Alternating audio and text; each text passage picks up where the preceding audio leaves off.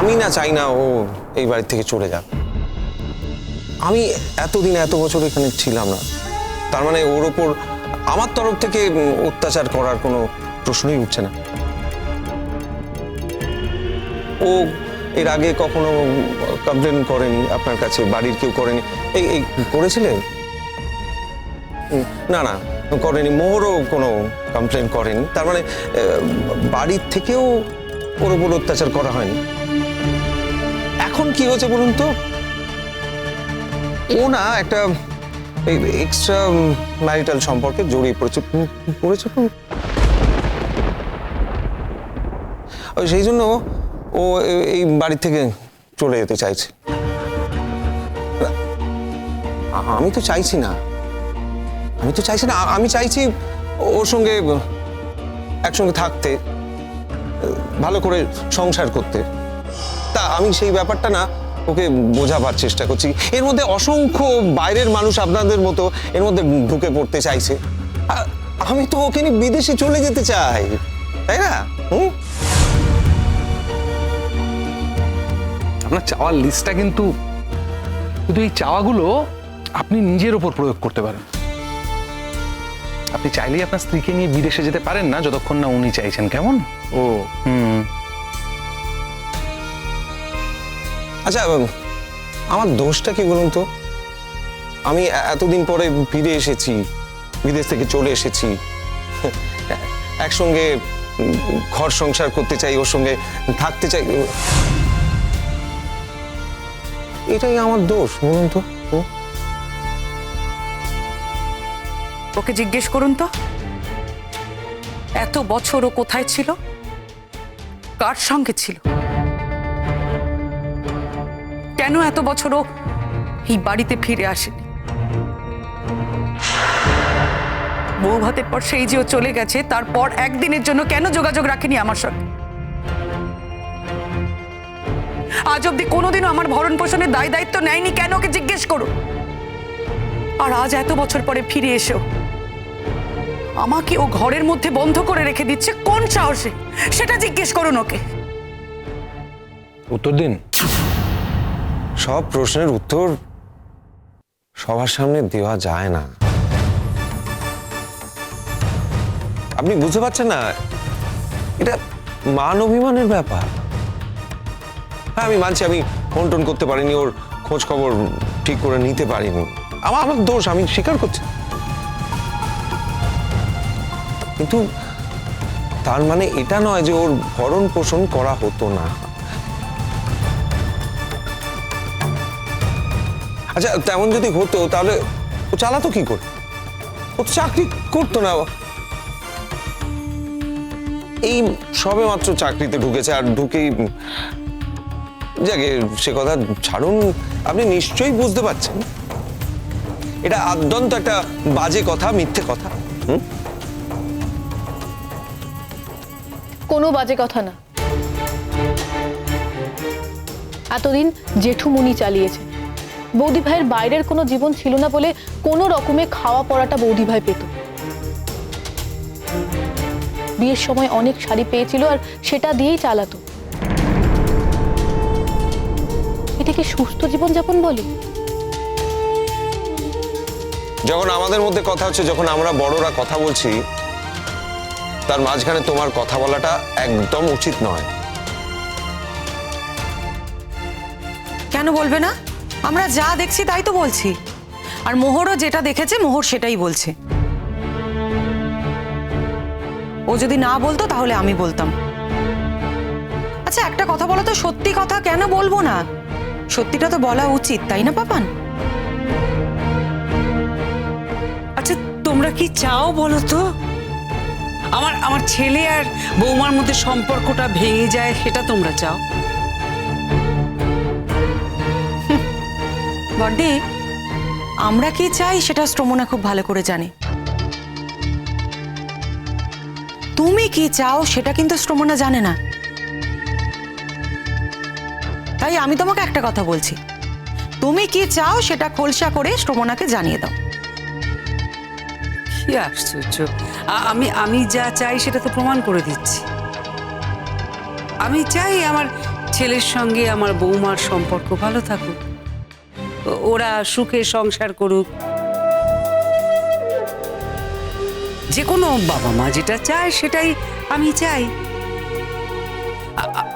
আমি তো চাইবো না যে আমার বৌমা অন্য কোনো ছেলের সঙ্গে সম্পর্ক করুক, মেলামেশা করে নিজের জীবনটাকে ধ্বংস করুক, এই পরিবারের বদনাম করুক। সেটা নিশ্চয়ই আমি চাইবো না। চাইবো কি বলো? আন্টি,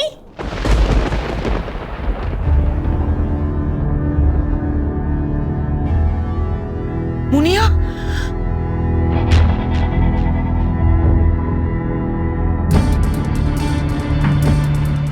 উফ বাবা, এটা আবার কে? একটার পর একটা চরিত্র ঢুকেই চলেছে। ওই যে পাঠিয়েছে তো,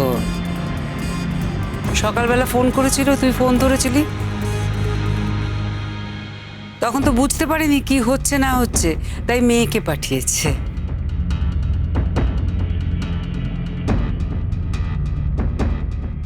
আন্টি হ্যাপি বার্থডে।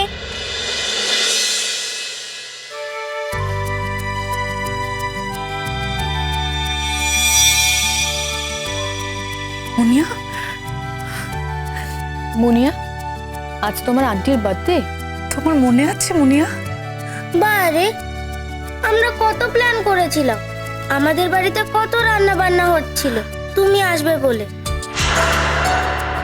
দেখো সবাই তোমার জন্য কত গিফট পাঠিয়েছে, আর ড্যাডি গিফট কিনে পাঠিয়ে দিয়েছে।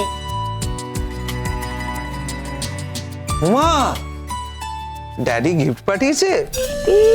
দেখি দেখি দেখি ড্যাডি কিরকম গিফট পাঠিয়েছে, দেখি দেখি দেখি। দাঁড়াও, তুমি কে? আমি তোমাকে গিফট দেখাবো না, আর এটা আমি দিয়েছি। দেখেছেন? দেখুন দেখুন দেখুন দেখুন, প্রমাণ হয়ে গেল তো। হ্যাঁ, চোখের সামনে দেখতে পাচ্ছেন। ভাগ্যিস, নাহলে তো সবাই আমাকেই দোষী ভাবতো, তাই না?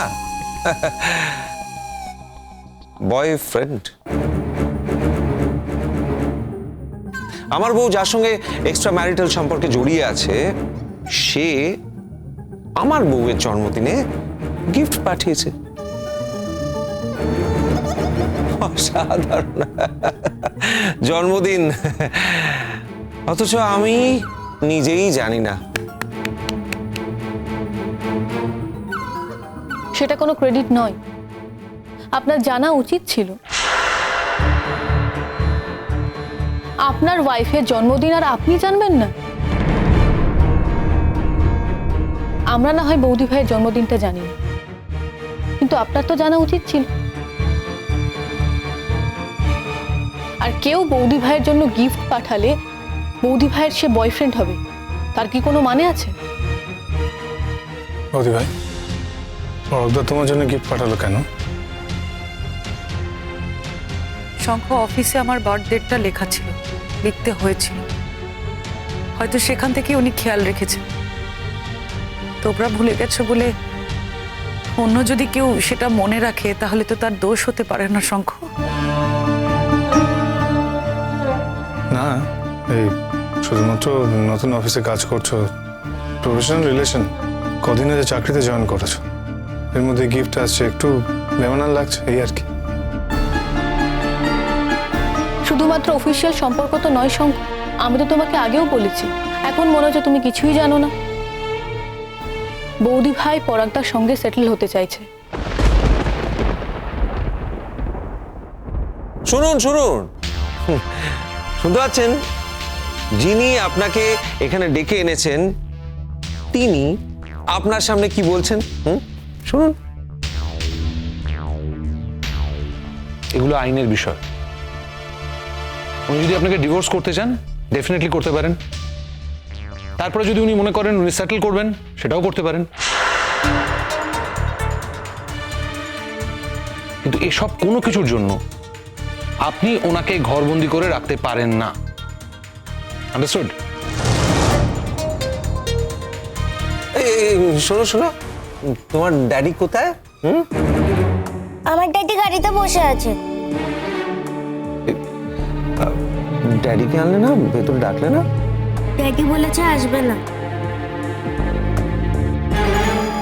কেন? ড্যাডি কি বলেছে? শুধু আন্টিকে ডেকে নিয়ে আসতে? না, ড্যাডি বলেছে আন্টিকে গিফটগুলো দিয়েই ছুটে চলে আসতে। তাই? তা তোমার ড্যাডি ভেতরে আসবে না কেন? সেটা তো জানি না। মা, জানি না বললে হয়? একজনের বাড়িতে এসছেন, বাইরে দাঁড়িয়ে থেকে থেকে চলে যাবেন, তাই কখনো হয়? যা যা, তোমার ড্যাডিকে ডেকে নিয়ে আসো।